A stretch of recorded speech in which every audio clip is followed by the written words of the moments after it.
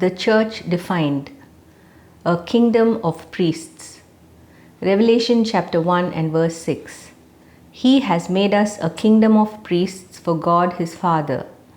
All glory and power to him forever and ever. Amen. In the Old Testament, the Levitical priesthood began with Aaron.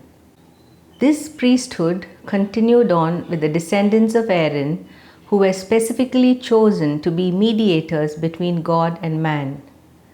The main duty of the priests was to offer sacrifices that were required by the Mosaic Law. However, we read in Hebrews chapter 7 and verse 11 that perfection could not be attained through the Levitical priesthood, and therefore Jesus came as the great high priest in the order of Melchizedek. Hebrews chapter 4 verses 14 to 15 explains further that Jesus was the great high priest who passed through the heavens and can sympathize with us because he too was tempted in all points just like we are and yet was without sin. By his sacrificial death for us on the cross, Jesus has transformed those who believe in him to be a very special people. 1 Peter chapter 2 and verse 9 details our position in God's kingdom. But you are a chosen generation, a royal priesthood, a holy nation, his own special people, that you may proclaim the praises of him who called you out of darkness into his marvelous light. As the royal priesthood of God, each one of us has a responsibility to share the gospel of Jesus Christ to those around us.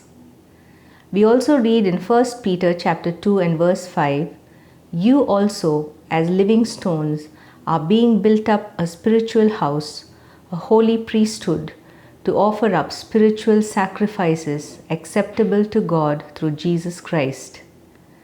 While the Levitical priesthood was required to offer various kinds of earthly sacrifices, we as the body of Christ are endowed with this priesthood to offer spiritual sacrifices unto the Lord. Here are some of the spiritual sacrifices we can offer to God. The sacrifice of righteousness and justice, Proverbs chapter 21 and verse 3. The sacrifices of a broken and a contrite heart, Psalm 51 and verse 17. The sacrifice of thanksgiving, Psalm 107 verse 22.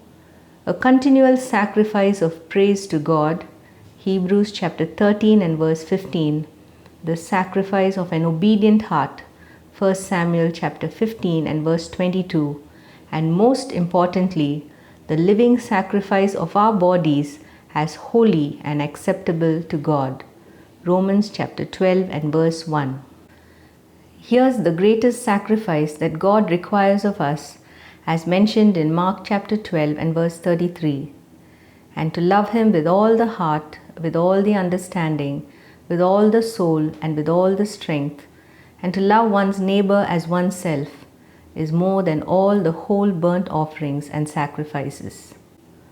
As the kingdom of priests, chosen and set apart for God, let us reflect our great high priest in every area of our lives.